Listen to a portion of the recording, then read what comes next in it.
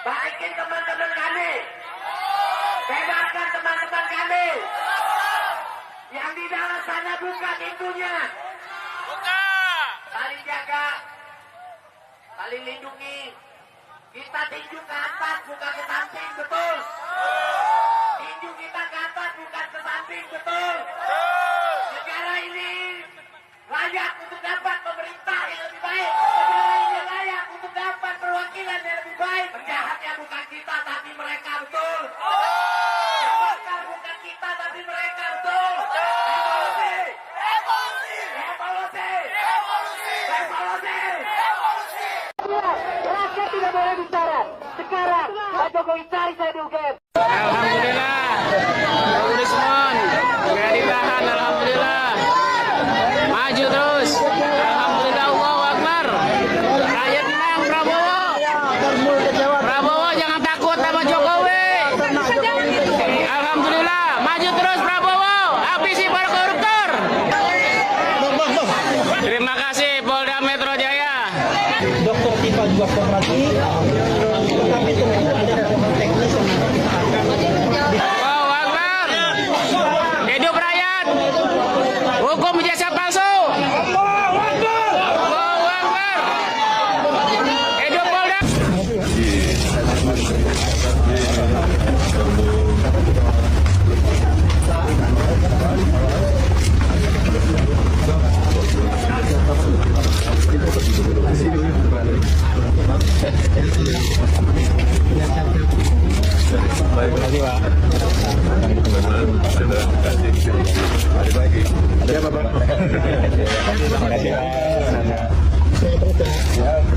Bismillahirrahmanirrahim. Assalamualaikum warahmatullahi wabarakatuh.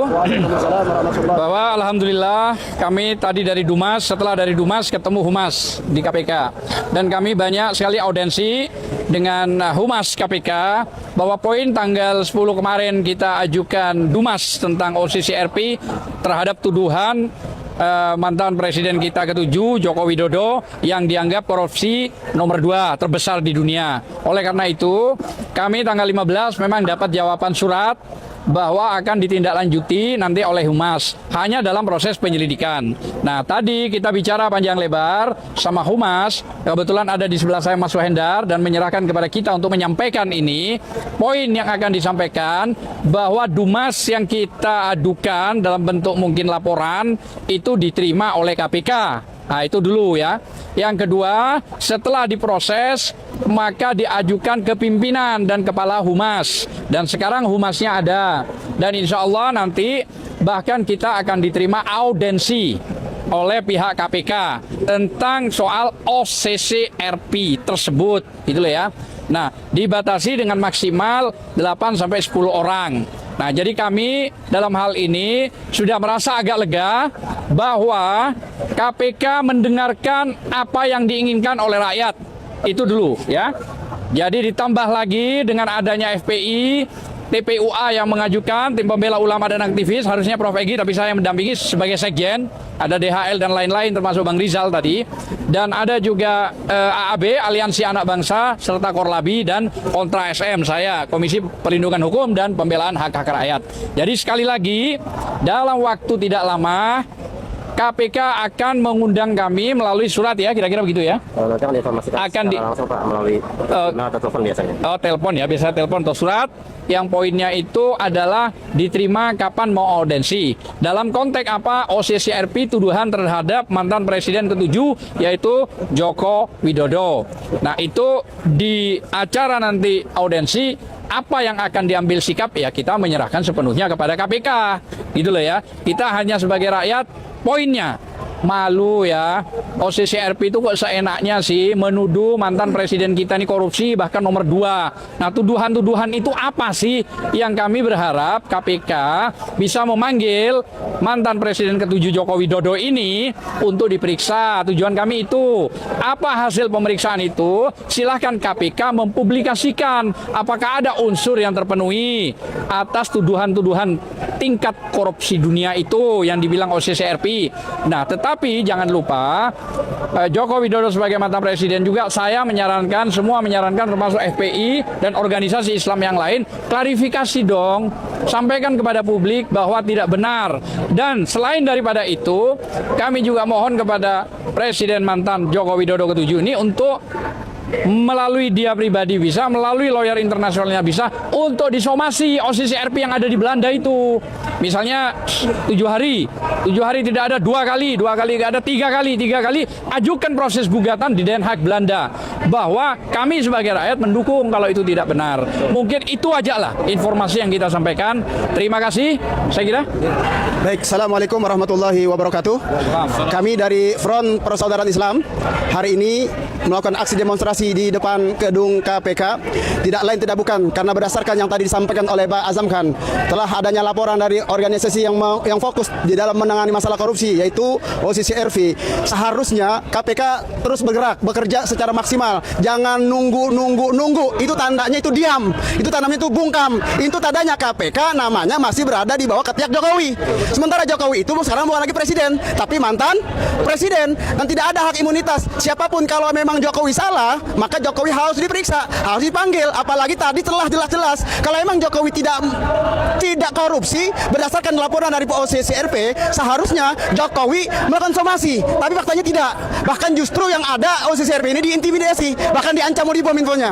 Nah, oleh karenanya, ayo para pemimpin KPK jangan mau di bawah ketiak Jokowi. Ayo umat Islam khususnya warga negara Indonesia mendukung KPK untuk mengusut, menangkap dan mengadili Jokowi. Kalau orang kecil aja, kalau rakyat kecil saja ketika salah bukti-buktinya belum ada, itu sudah ditangkap, apalagi ini Jokowi. Bukti-bukti kesalahannya sudah sangat gamblang. Kalau mau dikumpulin dari langit, dari bumi sampai ke langit, itu mungkin kesalahan-kesalahan dan dosa-dosa setelah korupsi Jokowi. Wajar kalau seandainya rakyat curiga kepada KPK karena KPK tidak mau bertindak, KPK tidak mau menangkap, tidak mau memanggil Jokowi. Oleh karenanya, aksi kita pada sore hari ini menuntut agar KPK bertindak dengan tegas, agar berani memanggil Jokowi. Jangan sampai kita ini malu dengan negara di Korea Selatan. Presidennya ditangkap gara-gara berbuat satu kesalahan. Ini Jokowi sudah ribuan kesalahan yang diperbuat. Malu. Jangan sampai Indonesia, kita warga Indonesia sangat malu atas kelakuan, tindakan, sikap daripada KPK. Sekali lagi, hari ini kita hadir